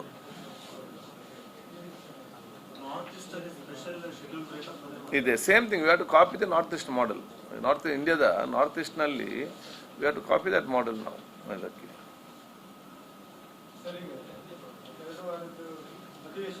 ಒಂದು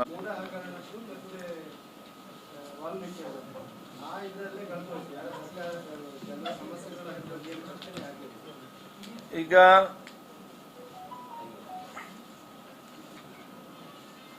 ಅಧಿವೇಶನ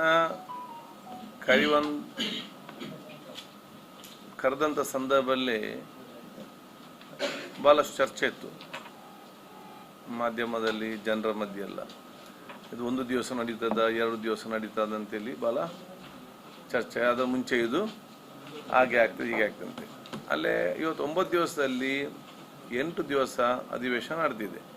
1.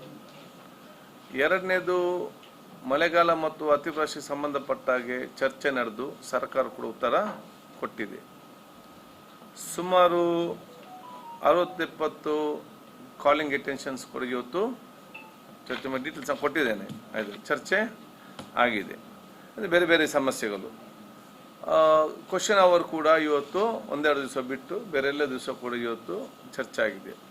ಕೆಲವೊಂದು ಕಾಲಿಂಗ್ 0 ಅವರಲ್ಲಿ ಕೂಡ ಇವತ್ತು ಚರ್ಚೆ ಆಗಿದೆ. 69 ಕೂಡ ಒಂದು ವಿಷಯ ಚರ್ಚೆ ಆಗಿದೆ. ಇದೆಲ್ಲ ಕೂಡ ಸಾರ್ವಜನಿಕವಾಗಿ ಮಹತ್ವವುಳ್ಳಂತಹ ಜನರುಗಳ ಸಮಸ್ಯೆಯನ್ನು ಚರ್ಚೆ ಆದಂತು. ಹೆಚ್ಚಿನ ಮಟ್ಟಿನ ಆಗಲಿಲ್ಲ ಅಂತೇಳಿ ಎಂಬ ವಿಷಾದ ನನಗೆ ಖಂಡಿತವಾಗಿಯೂ ಇದೆ. ಯಾಕಂತ ಹೇಳಿದರೆ 3 ತಿಂಗಳಿಗೆ ನಾವು ಒಮ್ಮೆ ಅಧಿವೇಶನ ಕರಿತೇವೆ. 3 ತಿಂಗಳಿಗೆ ಒಮ್ಮೆ ಅಧಿವೇಶನ ಕರೆಯುವಾಗ ಜನರ ಭಾಳಷ್ಟು ಸಮಸ್ಯೆಗಳಿದೆ, ಊರಿನ ಭಾಳಷ್ಟು ಸಮಸ್ಯೆಗಳಿದೆ. ಹಿಂದೆ ಸರ್ಕಾರ ಏನು ಹೇಳಿತ್ತು ಅದನ್ನೀಗ ಮಾಡಿಸ್ಕೊಳ್ಳಿಕ್ಕೆ ಬೇಕಾಗುವಂಥ ಯಾವುದು ಆಗಲಿಲ್ಲ, ಅದರ ಬಗ್ಗೆ ಸರ್ಕಾರ ಎಚ್ಚರಗೊಳಿಸಿ ಕೆಲಸ ಮಾಡಿಸುವಂಥ ಹಲವಾರು ಕೂಡ ವಿಚಾರಗಳಿದೆ. ಸೊ ಅದಕ್ಕೆ ಮಹತ್ವ ಕೊಡದೆ ಇವತ್ತು ಈ ರೀತಿ ಮಹತ್ವ ಕೊಟ್ಟದ್ದು ನಮಗೆ ಸ್ವಲ್ಪ ಮಟ್ಟಿನ ಅದು ವಿಷಾದ ಇದೆ. ಅದಂದರೆ ಪ್ರಜಾಪ್ರಭುತ್ವ ವ್ಯವಸ್ಥೆಯಲ್ಲಿ ಅಧಿಕಾರ ಇದೆ, ಇಲ್ಲಾಂತ ತಪ್ಪಂತ ನಾನು ಹೇಳಲಿಕ್ಕೆ ಹೋಗುವುದಿಲ್ಲ ಆಯ್ತಲ್ಲ. ಮತ್ತು ಜನರ ಬಗ್ಗೆ ಹೆಚ್ಚಿನ ಚರ್ಚೆ ಆಗ್ತಿದ್ರೆ ಅದು ಒಳಿತಾಗ್ತಿತ್ತು ಅಂತ ಹೇಳಲಿಕ್ಕೆ ನಾನು ಇವತ್ತು ಇಚ್ಛಿಸುವಂಥದ್ದು.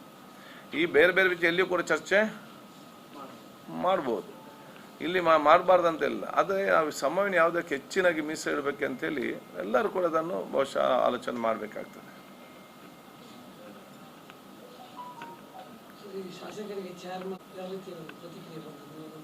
ಅಲ್ಲ, ಶಾಸಕರೆಲ್ಲ ಖುಷಿಯಲ್ಲಿದ್ದಾರೆ. ನಾನೀಗ ಬಹುಶಃ ಕೆಲವೊಂದು ಇವತ್ತು ಬದಲಾವಣೆಯನ್ನು, ಒಂದು ಭಾಷೆ ನಮ್ಮೊಂದು ಮಹಾದ್ವಾರ, ಒಂದು ಆಕರ್ಷಿತವಾಗಿರುವಂಥ ಒಂದು ವಿಧಾನಸಭೆಯ ಒಳಾಂಗಣಕ್ಕೆ ಪ್ರವೇಶಿಸುವಂಥ ಮಹಾದ್ವಾರ ಮತ್ತು ಅದನ್ನು ಅಭಿವೃದ್ಧಿಪಡಿಸುವಂಥದ್ದು 68 ವರ್ಷದಲ್ಲಿ ಪ್ರಥಮ ಬಾರಿಗೆ ವಿಧಾನಸಭೆಯ ಒಳಗಡೆ ಸಂವಿಧಾನದ ಕಾನ್ಸ್ಟಿಟ್ಯೂಷನ್ ಪೀಠಿಕೆಯನ್ನು ಇವತ್ತು ನಾವು ಅಳವಡಿಸಿದ್ದು. ಮಹಾದ್ವಾರದ ಬಳಿ ಕೂಡ ಇವತ್ತು ನಾವು ಸಂವಿಧಾನದ ಪೀಠಿಕೆಯನ್ನು ಅದೇ ಮಾದರಿ ನಾವು ಅಳವಡಿಸಿದ್ದೇವೆ. ನಾನು ಕೂಡ ಇವತ್ತು ಸರ್ಕಾರಕ್ಕೆ ಸೂಚಿಸ್ತೇನೆ, ಎಲ್ಲ ಸರ್ಕಾರಿ ಕಚೇರಿಗಳಲ್ಲಿ, ಎಲ್ಲ ಸರ್ಕಾರಿ ಶಾಲೆಗಳಲ್ಲಿ, ಎಲ್ಲ ಮಂತ್ರಿಗಳ ಮನೆಯಲ್ಲಿ, ಎಲ್ಲ ಶಾಸಕರ ಮನೆಯಲ್ಲಿ, ಗ್ರಾಮ ಪಂಚಾಯತ್ನ ಹಿಡಿದು ನಾವು ಜಿಲ್ಲಾ ತಾಲೂಕ್ ಪಂಚಾಯತ್ನ ಅವರ ಗ್ರಾಮ ಪಂಚಾಯತ್ ಕಚೇರಿಗಳಲ್ಲಿ, ಅವರ ಮನೆಗಳಲ್ಲಿ, ಜನಪ್ರತಿನಿಧಿ ಮನೆಗಳಲ್ಲಿ, ಮತ್ತು ಎಲ್ಲ ನಮ್ಮ ಸಂಘ ಸಂಸ್ಥೆಗಳು, ಅದು DC ಆಫೀಸಿಂದ ಹಿಡಿದು ತಳಮಟ್ಟ ಸರ್ಕಾರಿ ಕಚೇರಿಗಳಲ್ಲಿ, ಮತ್ತು ಅದು ಬೇರೆ ಬೇರೆ NGOs ಇದೆ ಇದರಲ್ಲಿ, ಎಲ್ಲ ಕಡೆ ಕೂಡ ಸಂವಿಧಾನ ಪೀಠಿಕೆಯನ್ನು ಕಡ್ಡಾಯವಾಗಿ ಅಳವಡಿಸಲಿಕ್ಕೆ ಸೂಚನೆ ಇವತ್ತು ಕೊಡಬೇಕಂತೇಳಿ ಬಹುಶಃ ನಾನು ಸರ್ಕಾರಕ್ಕೆ ನಾನು ಅದನ್ನು ಸೂಚಿಸಲಿಕ್ಕೆ ನಾನು ಇವತ್ತು ಬಯಸ್ತೇನೆ. ನಾವು ಇವತ್ತು ಸಂವಿಧಾನ ಪೀಠಿಕೆಯನ್ನು ಓದ್ತೇವೆ, ಓದುವುದಲ್ಲ, ನಮ್ಮ ಬಾಯಲ್ಲಿ ಬಾಹ್ಯಾಟ, ಪ್ರತಿಯೊಬ್ಬನ ಅತ್ಯಂತ ಸಣ್ಣ ಮಕ್ಕಳ ಬಾಯಿಂದಲೂ ಕೂಡ ಮತ್ತು ದೊಡ್ಡವರಿಗೆ ಅದು ಬಾಹ್ಯಾಟಾಗಿ ಬರಬೇಕು. ವಾಟ್ ಇಸ್ ಅ ಪ್ರಿಯಾಂಬಲ್ ಅಂತ ಹೇಳಿಕೊಂಡು. ಸೊ ಅದನ್ನು I will write to the government ಸಂಬಂಧಪಟ್ಟ ಹಾಗೆ.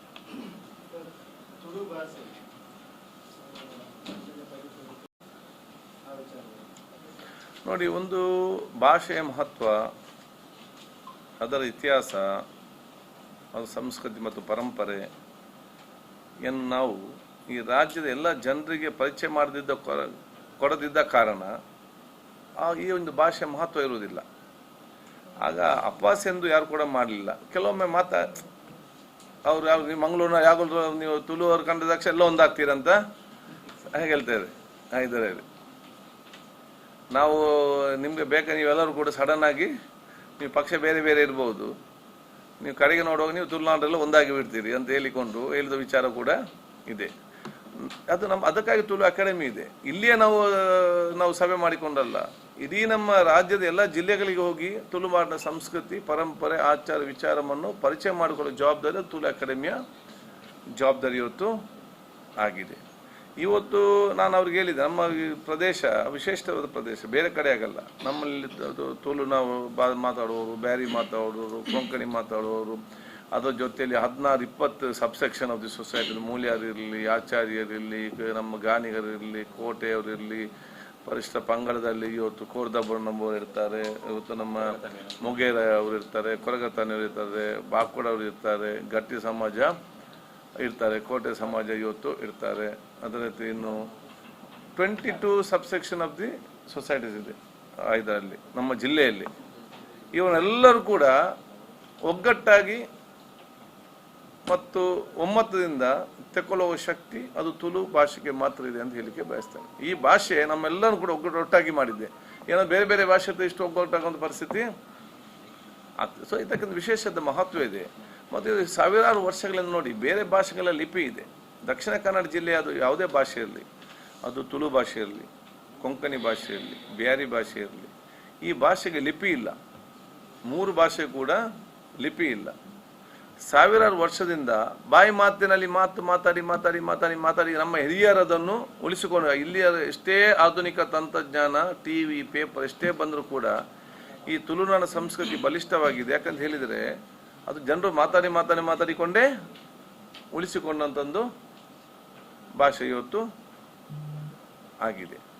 ಆದ ಕಾರಣ ಇದನ್ನು ನಾವು ರಾಜ್ಯದವರಿಗೆ ಪರಿಚಯ ಮಾಡೋ ಜವಾಬ್ದಾರಿ ಅದು ನಮ್ಮೆಲ್ಲರೂ ಇವತ್ತು ಜವಾಬ್ದಾರಿಯನ್ನು ಹೇಳಲಿಕ್ಕೆ ಬಯಸುವಂಥದ್ದು. ಹಾಗೆ ವಿಶ್ವಾಸ ಇದೆ ನಮ್ಮ ಅಕಾಡೆಮಿಯವರು ಅದರ ಬಗ್ಗೆ ವಿಷಯದ ಕಾಳಜಿ ವಹಿಸಿಕೊಂಡು ಅಕಾಡೆಮಿ ಮತ್ತು ತುಳು ಭಾಷೆಗೆ ಮಹತ್ವ ಕೊಡುವ ಜೊತೆಯಲ್ಲಿ ತುಳುನಾಡಿನ ಭಾಷೆ ಮತ್ತು ಸಂಸ್ಕೃತಿ ಪರಂಪರೆಯನ್ನು ರಾಜ್ಯದ ಮತ್ತು ಜನತೆಗೆ ಪರಿಚಯ ಕೊಡುವಂಥದ್ದು. ಇವತ್ತು ನಾವು ದಕ್ಷಿಣ ಕನ್ನಡ ಜಿಲ್ಲೆಯ ತುಳು ನಾಟಕ ಮತ್ತು ಚಿತ್ರರಂಗದವರನ್ನು ನಾವು ವಿಶೇಷ ಗೌರವಿಸಬೇಕು. ಯಾವ ಒಂದು ಕಾಲದಲ್ಲಿ ನಮ್ಮ ಊರವರೇ ಮಾತಾಡೋದು ಕಡಿಮೆ, ಬಾಂಬೆಯವರು ಮಾತಾಡೋದು ಕಡಿಮೆ, ದುಬೈಯ ಮಕ್ಕಳು ಮಾತಾಡೋದಂಥ ಕಾಲಘಟ್ಟದಲ್ಲಿ ಕಲೆ ಮತ್ತು ಚಿತ್ರರಂಗದ ಮುಖಾಂತರ ಇಡೀ ವಿಶ್ವದಲ್ಲೇ ತುಳು ಭಾಷೆಯನ್ನು ಪರಿಚಯ ಮಾಡಿಕೊಂಡು ಜೀವಂತವಾಗಿಡಲಿಕ್ಕೆ ದೊಡ್ಡ ಮಟ್ಟದ ಕೊಡುಗೆಯವರು ಕೊಟ್ಟಿದ್ದಾರೆ. ಎಲ್ಲ ನಮ್ಮ ನಾಟಕದವರು, ಚಿತ್ರರಂಗದವರು ಅಂತ ಹೇಳಲಿಕ್ಕೆ ಇಚ್ಛಿಸ್ತೇನೆ. ಒಂದು ನಿಮಿಷ, ಒಂದು ಸಣ್ಣ ಸಬ್ಮಿಷನ್. ಇದು ಹೇಳಿದಾಗೆ ಈಗ ಮುಂದಿನ ಅಧಿವೇಶನಕ್ಕೆ ಆಗುವಾಗ ನಾವು ಎಲ್ಲ MLAಗಳಿಗೆ ಬಂದು 100 ಬಲಿಸಲಿಲ್ಲ, ಚಾಲನೆಗೆ ಬಂದದ್ದು ಈಗ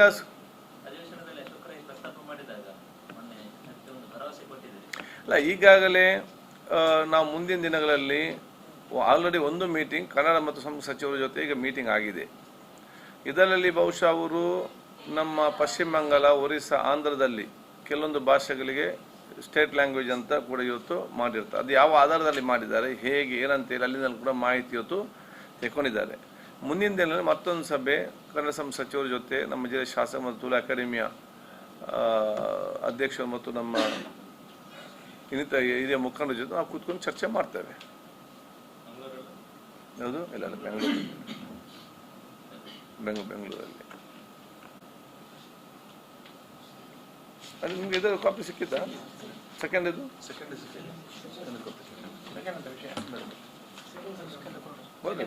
ಜಸ್ಟ್ ವಾಂಟ್ ಕ್ಲಾರಿಫಿಕೇಶನ್. ಯಾಕಂತ ಹೇಳಿದರೆ ಚರ್ಚೆ ಆಗುವಾಗ ಅದಕ್ಕೆ ಅವಕಾಶ ಕೊಡಲಿಲ್ಲ, ಹಾಗೆ ರೀತಿ ಹೇಳುವಂಥ ವಿಚಾರಗಳು ಇರ್ತದೆ. ನಾವು ಪ್ರತಿಪಕ್ಷ ಚರ್ಚೆ ಮಾಡಲಿಕ್ಕೆ ಕೇಳಿದಾಗ ಸ್ಪೀಕರ್ ಅವಕಾಶ ಕೊಡಲಿಲ್ಲ ಅಂತೇಳಿ ಕೆಲವು ವಿಚಾರಗಳು ಬಂತು. ಅದಕ್ಕೆ ನಾನು ಹೇಳಿದಿಷ್ಟೇ, ಸತ್ಯ ಹೇಳುವಾಗ ಕೆಲವರಿಗೆ ಅಸಮಾಧಾನ ಆಗೋದು ಸ್ವಾಭಾವಿಕ. ಇದ್ದಂಥ ಕಾನೂನನ್ನು ಹೇಳಿದಾಗ ಆಗೋದು ಸ್ವಾಭಾವಿಕ.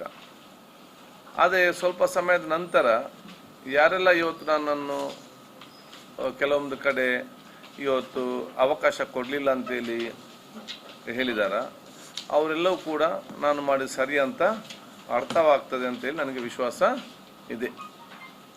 ಯಾಕಂತ ಹೇಳಿದರೆ ವಿಧಾನಸಭೆಯಲ್ಲಿ ಯಾವುದೇ ವಿಚಾರ ಕೂಡ ಚರ್ಚೆ ಆಗಬೇಕಾದ್ರೆ ಅಥವಾ ನಾನು ಕೊಡಬೇಕಾದ್ರೆ ಸೆಕ್ಷನ್ 60, 62, 63 ನಮ್ಮ ವಿಧಾನಸಭೆ ಕಲಾಪಗಳ ನಿಯಮಾವಳಿಗೆ ಪ್ರಕಾರವಾಗಿ ಬಹಳ ಸ್ಪಷ್ಟವಾಗಿದೆ. ಒಂದು, ಅದು ರೀಸೆಂಟ್ ಅಕರೆನ್ಸ್ ಆಗಿರಬೇಕು. ಎರಡನೇದು, ಸಾರ್ವಜನಿಕ ಮಹತ್ವದುಳ್ಳದಾಗಿರಬೇಕು. ಮೂರನೇದು, ಯಾವುದೇ ಜುಡಿಷಿಯಲ್ ಮತ್ತು ಕ್ವಾಸಿ ಜುಡಿಷಿಯಲ್ ಆಗಿ ತನಿಖೆ ಇರಬಾರ್ದು. ಯಾಕೆ? ಇಲ್ಲಿ ಚರ್ಚೆಗಳು ಅಲ್ಲಿ ಪ್ರಭಾವ ಬೀರುತ್ತದೆ ಅಂತ ಹೇಳಿಕೊಂಡು ವಾಲ್ಮೀಕಿ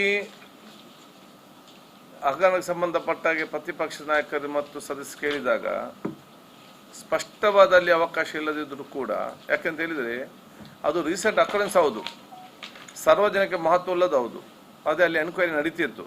ಯಾವುದು? SIT ಮತ್ತು ED ಅವ್ರದ್ದು. ಅದು ಕೂಡ ಬೇಡಿಕೆ ಇಟ್ಟಾಗ ಅದು ಸಾರ್ವಜನಿಕ ಮಹತ್ವ ಮತ್ತು ಅತಿ ಅಗತ್ಯ ವಿಚಾರ ಅಂತ ಹೇಳಿದಾಗ ನಾನು ಅದಕ್ಕೆ ಒಪ್ಪಿಗೆ ಕೊಟ್ಟಿದ್ದೇನೆ. 4 ದಿವಸ ಒಂದೇ ಬಗ್ಗೆ ವಿಚಾರ ಚರ್ಚೆ ಆಯಿತು ಇದರಲ್ಲಿ, 4 days ಕಂಟಿನ್ಯೂಸ್. ನಮಗೆ ಇಲ್ಲಿ ಜನಸಾಮಾನ್ಯ ಬೇರೆ ಬೇರೆ ಸಬ್ಜೆಕ್ಟ್ ತಗೊಳ್ಬೇಕು, ಡಿಸ್ಕಸ್ ಆಗಬೇಕು. ಒಂದು ಕಡೆಯ ಒಂದು ದಿವಸ ಈ ಸಬ್ಜೆಕ್ಟ್ ತಂದಾಗ ಪ್ರತಿಪಕ್ಷ ಆಡಳಿತ ಪಕ್ಷ ಮಧ್ಯೆ ತುಂಬ ಚರ್ಚೆ ಆಯಿತು. ಪ್ರತಿಪಕ್ಷದವರು ಯಾಕೆ ಕೊಡಬೇಕಂತ ಕೇಳ್ತಾರೆ, ಆಡಳಿತ ಪಕ್ಷದವರು ಲಾ ಮಿನಿಸ್ಟ್ರು ಕಾನೂನು ಪ್ರಕಾರ ಯಾವುದು ಕೊಡಲಿಕ್ಕೆ ಆಗುವುದಿಲ್ಲ ಅಂತೇಳಿ ಬಹಳ ಸ್ಪಷ್ಟವಾಗಿ ಇವತ್ತು ಹೇಳಿರ್ತಾರೆ. ಅದನ್ನು ಕೇಳಿ ಎರಡೂ ವಾದ ವಿವಾದ ಚರ್ಚೆಯನ್ನು ಕೇಳಿಕೊಂಡೇ ಸ್ಪೀಕರ್ ನಾನು ರೂಲಿಂಗ್ ಕೊಟ್ಟದ್ದು. ನಾವು ರೂಲಿಂಗ್ ಕೊಡಲಿಕ್ಕೆ ಒಂದು, ಇದು 10-12 ವರ್ಷದಿಂದ ಬಂದಂಥ ವಿಚಾರಗಳು, starting from there 10 to 12 years ಇಂದ ಇದಾದಂಥ ವಿಚಾರ, ಅವ್ರದೇ ಸರ್ಕಾರದ ಕೊಟ್ಟಂತ ಏನು ಮಂಜೂರಿ ಮಾಡಿದಂಥ ವಿಚಾರಗಳು, ಯಾರು ಪ್ರತಿಪಕ್ಷ ಯಾರು ಮಾಡ್ತಾರಲ್ಲ ಅವರೇ ಮಾಡಿದ್ರು.